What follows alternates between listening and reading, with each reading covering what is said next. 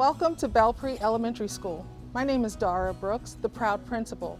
Today, my team and I will walk you through how we imagine the reopening plan of our building so that our students and staff may safely return. We will walk you through our entrance and exit plans, as well as visit a couple of classrooms so that you can see how we maintain social distancing. At BelPre, we currently serve 575 students in grades pre-kindergarten through second grade. We believe that much of our thinking and planning will work for all elementary schools. Planning and setting up for the safe return of our students was a collaborative process. Our award-winning building service manager is Ms. Dolores Wells. She and her team were very integral in the staging process. Part of our staging process was not only to incorporate the decals and wall signage that was provided by our MCPS, but also to make sure that we kept in line with the panda theme, which is our mascot here at BelPre. Ms. Dupree, who's our reading specialist, as well as one of our resident artists, was very integral in making sure that the signage that you will see throughout the building stayed on theme as well as followed the guidelines. Another integral part of this planning process was having a think partner. Dr. Suki Plotkin, who is our assistant principal, has always been a think partner in all processes and really walked the building with me every step of the way to make sure that we were first doing some front loading in terms of thought processes with entering, exiting, traffic patterns, as well as furniture storage. Similar to our car and walker door, our bus loop entrances are separated by kindergarten and first grade entrances. Students also have visual cues as they exit the buses on where they should walk to get into the building and maintain social distancing. One of our first considerations was the long distance from the front of our school to any classroom in the building. We wanted to make sure that we were providing visible and visual reminders of safe distancing, as well as stationing PPE stations for students and staff who will need them. As my team and I were thinking about our dismissal plan, we had to think about and consider the different routes that our students could take. Our kindergarten students would use the back of the building to get to different spaces, whereas our first graders will come down the front of the building, down the stairs to the same areas.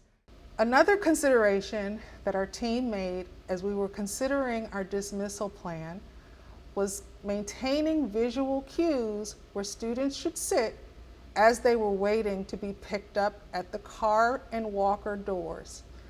Along the hallway, you will see panda paws that are spaced 6 feet apart so that students know where to sit while maintaining social distancing.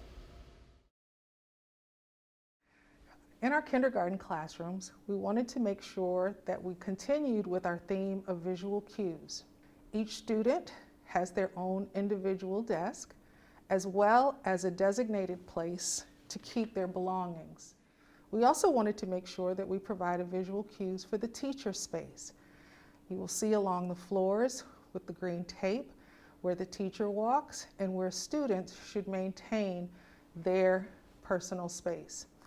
Also, we provided signage on the floors of which direction students should walk as they move throughout the classroom. We also have visual representations for students to know where they are supposed to stand if they need to use the restroom and someone is using it. In an effort to reduce common areas, you will see at each student's table there is a basket. The baskets are used for students' belongings that they bring to school: coats, lunch boxes, backpacks. But we didn't want to leave the common areas bare, so we covered them with visual academic reminders of why we're here. The biggest distinction between our kindergarten classrooms and our first and second grade classrooms is that rather than using baskets like we did in kindergarten classrooms, we're using desks for students to place their belongings. As my team and I were considering how to maintain social distancing in the classrooms, we used standard and non-standard measurement in order to make sure that students were spaced properly. We knew that we needed to keep 6 tiles from chair to chair because each tile measures 1 foot by 1 foot. Cleaning sprays and disposable towels will be located in each classroom to ensure the care of personal workspaces for students and staff. Hand sanitizing stations are also set up in each classroom and throughout the building as a safe bridge when soap and water are not immediately accessible. As our team considered the 50% capacity guidelines, we wanted to make sure that we stored our furniture in a place where students would be able to be safe, as well as furniture would be out of the way of the classroom areas. So we used our gymnasium in order to store kidney tables, additional desks, and chairs that would not be used in the classroom at full capacity.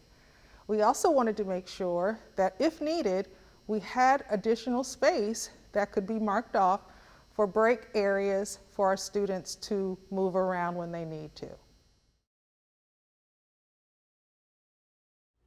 Because we had to utilize our gymnasium for storage, we wanted to make sure that we had a space for students to take physical breaks while being in the building.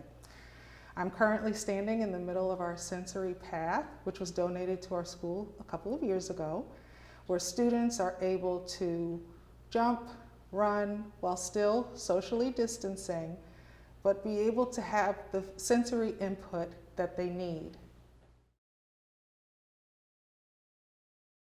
As we considered our health suite, we wanted to make sure we had a designated entry door as well as a designated exit door.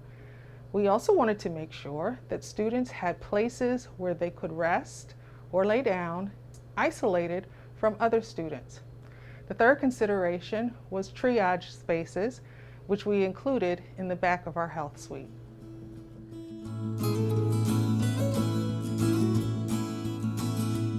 Although we anticipate adjustments to our theoretical planning once we have seen the plan in action, we are hopeful that the thinking that went into BelPre's considerations of the 5 pillars of readiness is helpful to other elementary schools as each constructs their plan for reopening.